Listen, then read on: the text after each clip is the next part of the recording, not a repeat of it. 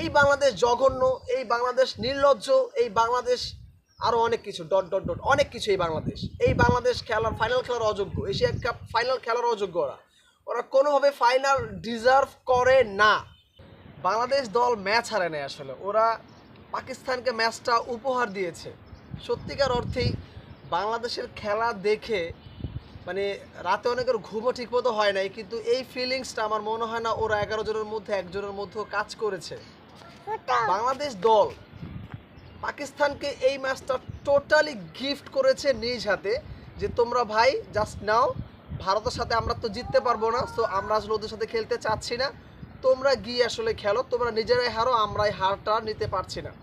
So না হলে 135 run chase করতে পারে না বাংলাদেশ দল, যেখানে ওদের 100 রান হওয়ার কথা না। সেখানে পারভেজ হাসান ইমন, শাহিনের ইজি ক্যাচ ছেড়ে দিয়েছে 1 রানের সময়, সে করেছে 25।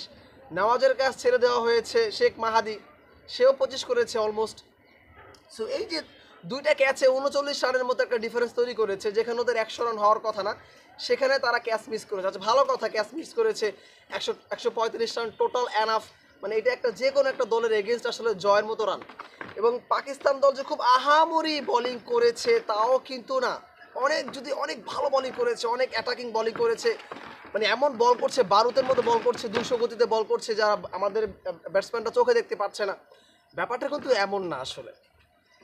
ইমন, তুমি ভাই ক্যাচ মিস করেছো, তুমি একটা ভালো স্টার্ট করবা, তুমি একেবারে আননেসেসারি একটা শট, তোমাকে 200 রানের টার্গেট না, টার্গেট 135, তাহলে তুমি ওইভাবেই করে হচ্ছে ম্যাচটাকে বিল্ড আপ করবা, ডেভেলপ করবা, ওইভাবেই করে তুমি দ্বিতীয় বলে শাহিন শাহ আফ্রিদির বল ছক্কা মারতে গিয়ে আউট হয়েছো। সো এই জায়গায় আসলে তোমার দায়িত্বটা আসলে ভাইয়া কী ছিল? হৃদয় যে বলে আউট হয়েছে, কোনোভাবেই হৃদয়, দিস ইজ টোটালি ক্রাইম, মানে হৃদয় এটা ক্রাইম করেছে, কোনোভাবেই হৃদয়ের সাথে এইটা মানে সমঝোতা করার কোনো সুযোগ নাই হৃদয়ের এই জায়গাটাতে। যে আগের বলে ইজি রান আউটটা মিস হয়েছে, সেইখানে হৃদয় পরের বলে একেবারে আননেসেসারি একটা শট খেলেছে, যে শটটা খেলার কোনো ওয়ে নাই। তিনি তো স্পিন ভালো খেলেন, এরপরে তো স্পিন বলার ছিল, তাদের তিনি দেখে শুনে চার্জ করে খেলতে পারতেন, যেহেতু আর্লি একটা উইকেট পড়েছে, একটু দেখে চার্জ করে খেলা উচিত। টার্গেট কিন্তু 200 না, টার্গেট 135, পার ওভারে 6-7 রানের মধ্যে প্রয়োজন।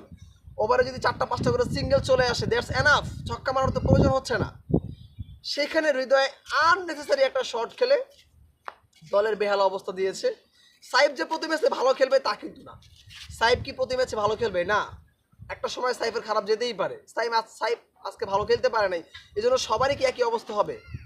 আপনার সাইফ এবং পারভেজ ইমন আপনার টপ অর্ডার, এরপর আর কোনো টপ অর্ডার নাই, আপনার একেবারে লো অর্ডার